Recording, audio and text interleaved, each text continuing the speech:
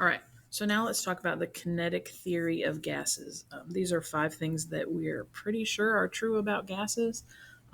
Because they're a theory, they're not 100% proven. Not like the law of gravity, right? Which is a law; it happens all the time, every time, no matter what. Um, but in as far as we know and have tested and tested and tested, these are the properties of gases that are important.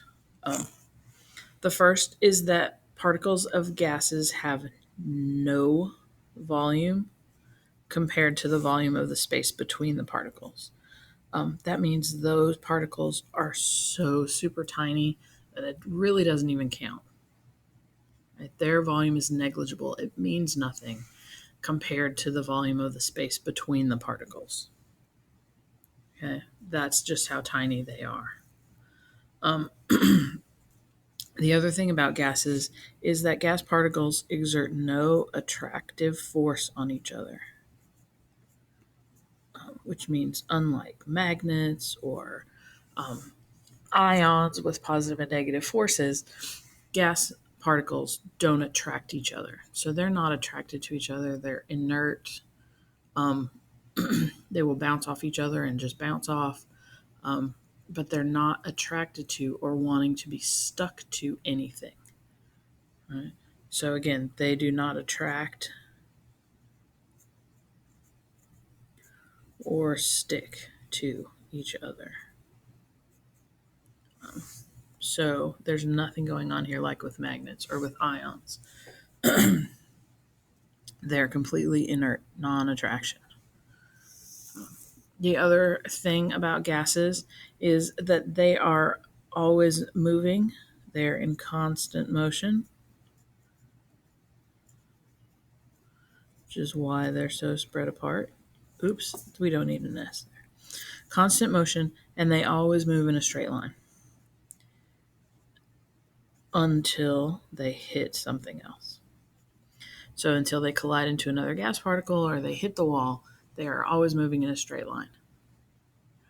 So you can see they'll bounce off the walls, they'll bounce off each other, but they do not or turn corners or squigglies or nothing like that. They're always, see, that's the X. They're always moving in a straight line until they bounce off of something and then move in a straight line. Think of them like ping pong. I mean, like pool table balls, right? Pool table balls not necessarily attracted to each other, right? They're just sitting there on the table. They don't all congregate somewhere when you're not looking, right? Um, and they move in a straight line. So when you hit them, they are going to move in a straight line, um, unless they bang into something else. The other thing about gas particles is when they do collide, those collisions are what's called elastic, which means the kinetic energy, all has to do with the energy, not stretchiness like your elastic pants. Um, kinetic energy. I had space down there. I could have written it. Sorry. So the kinetic energy of each particle is conserved as they bounce off each other. They don't lose energy when they collide. So unlike pool table balls, they're not going to slow down when they bump into each other. They just bump into each other and keep on moving in another direction. They bump into the wall, they keep moving. So they don't lose any energy, which is because they're so small. There's really no like friction acting on them. So here's where we kind of differ from the pool table. Right? They don't lose any of their energy when they collide. The last thing about gases is that the average kinetic energy is directly proportional. Oops, CTLY proportional to the temperature only. So basically, the movement of the particles is the temperature. Right? If the temperature drops to what we call absolute zero,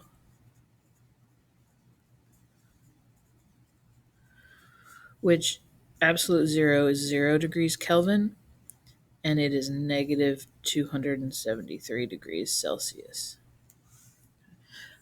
it's mostly theoretical at this point. Really haven't gotten much down that cold. You certainly can't do it at home. Um, but the temperature gets to absolute zero is the only time the particles stop moving. Other than that, they're always moving, even if it's really slow.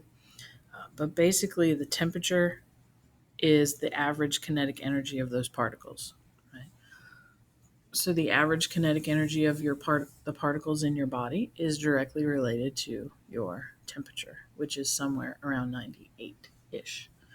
Um, the temperature of the room is the average kinetic energy of the molecules in the room, which in here is right now around 70 degrees Celsius or Fahrenheit, which is somewhere 23 ish degrees Celsius. Anyway, all right. Last concluding statement here. A gas that follows these 5 rules we just talked about, is called an ideal gas. So it exhibits ideal behavior.